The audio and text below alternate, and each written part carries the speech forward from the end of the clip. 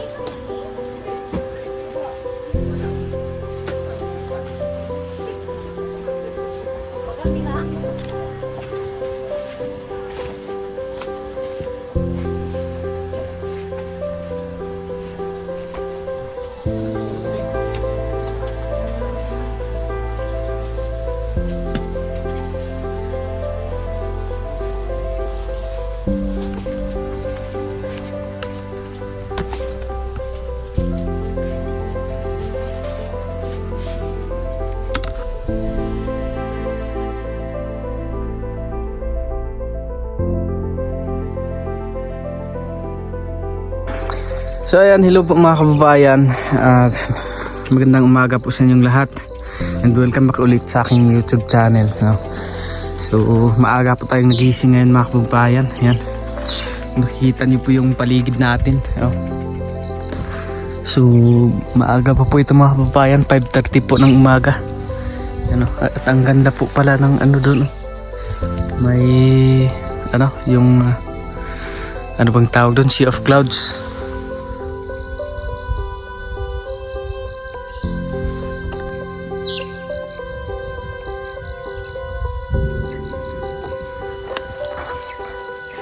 So ayan, ngayong umaga nga po pala mga kababayan ay mag-aabang tayo sa mga estudyante dyan sa daan na walang suot na tsinelas, no? So maliliit lang po ito mga kababayan. Kung naalala nyo po nung birthday po ni Sir Paul, nung nagpakain si Sir Paul dyan sa Jollibee, dyan sa Alon Integrated School. So may nakikita po akong mga bata na walang tsinelas. So yung maliliit. So maliit lang po ito mga kababayan, mga 7 bata lang po yung maano natin ngayon. And then magpapasalamat lang po ako sa ating Panginoon.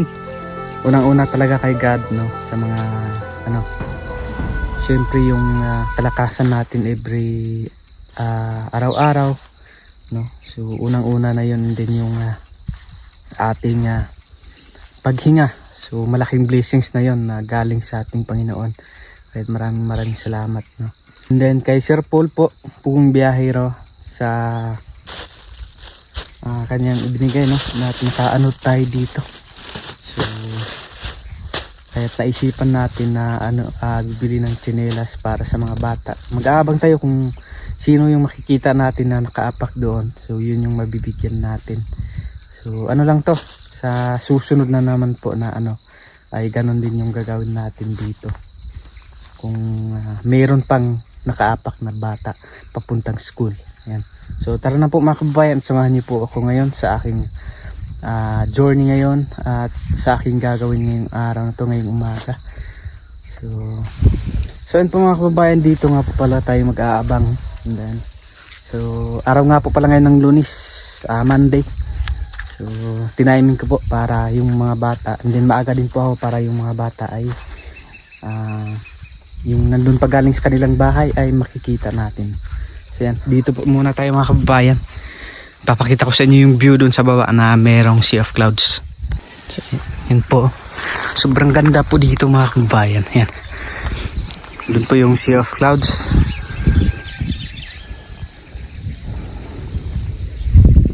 So dito po tayo man sa unahan po ng Sitio Alon.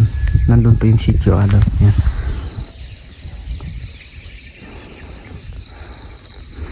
So kahit na ganito na po yung lugar dito, no, nakakalsada na po. Yan. So yung iba ay doon po nakatira doon sa Sitio Siap, kung saan kahit na ganito po yung lugar, marami pa rin po yung mga nakaapak na mga bata, no. Pero mabuti na lang po na meron ng kalsada, so hindi na po naghihirap yung mga tao dito. At hindi na po kagaya doon sa napuntahan namin doon sa Sitio Langilan na talagang mahirap po yung ganong sitwasyon, lalo na pag malayo sa may kalsada. So yung produkto nila ay mahihirapan silang maipalabas, kaya na lang ng mais. So yun yung produkto nila na yun lang talaga yung mapapagkunan nila ng mabilis na mapagkitaan, no.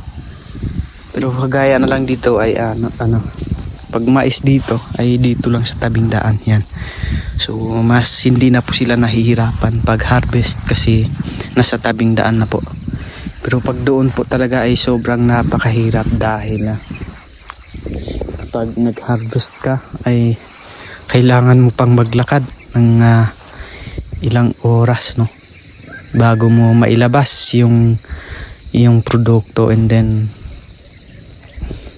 ikarga mo pa ulit sa motor papuntang buyer.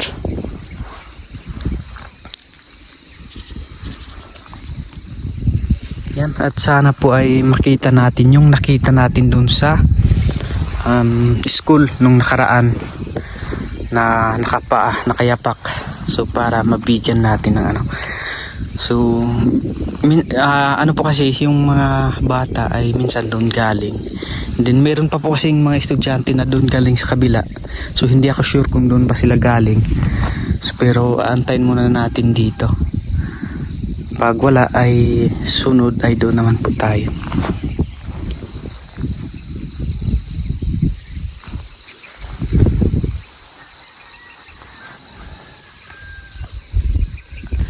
So na-experience ko din po kasi nung mga kababayan, nung grade 1 ako, na walang tsinelas papuntang school, and then matutulis pa yung mga bato nung una mga kababayan, no.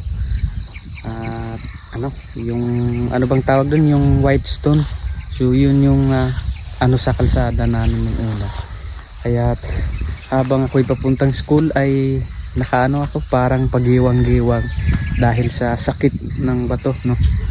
Kailangan mo talagang kailangan pong pipili kung saan ka yayapak para hindi masakit sa paa. At ayan. So ngayon naman po ay yung kalsada naman pag mainit, so grabe talaga sa paa, mainit. Parang nasusunog yung paa. Thank you talaga kay God and din kay Sir Paul, pong biyahero, na sa mga blessings, no, na kanyang ibinigay. Hanggang ngayon ay wala pa rin pong mga estudyante mga kababayan. Na po 6 AM ng umaga.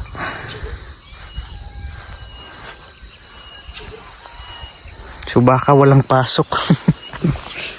Pag walang pasok na po pa, bukas na lang ulit pag walang pasok.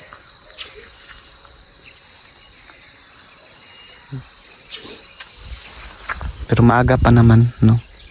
Mga ano kasi 7 or 7:30 yung flag ceremony, flag raising po ng mga student dyan. So kailangan pa nating mag-abang.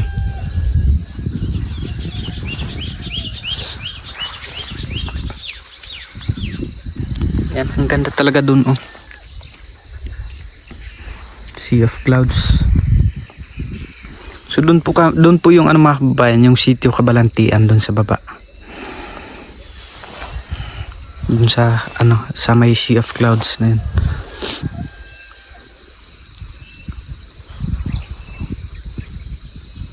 Tsaka ang ganda din po dyan sa taas, oh.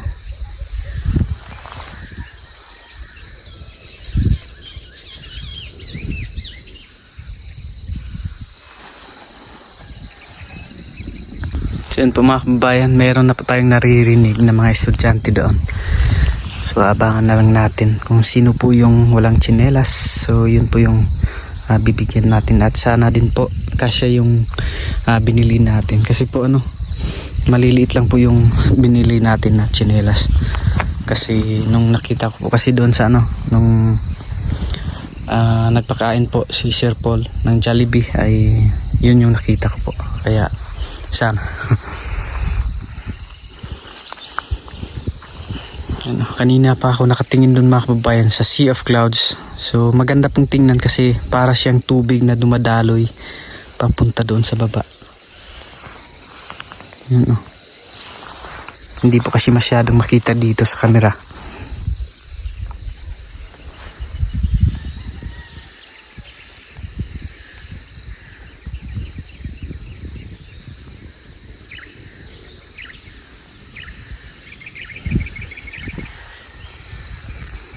Ang ganda pong pagmasdan.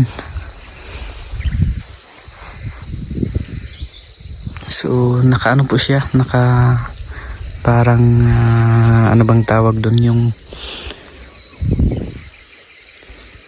may ilog na po kasi yung ano dyan mga kababayan, dyan sa baba.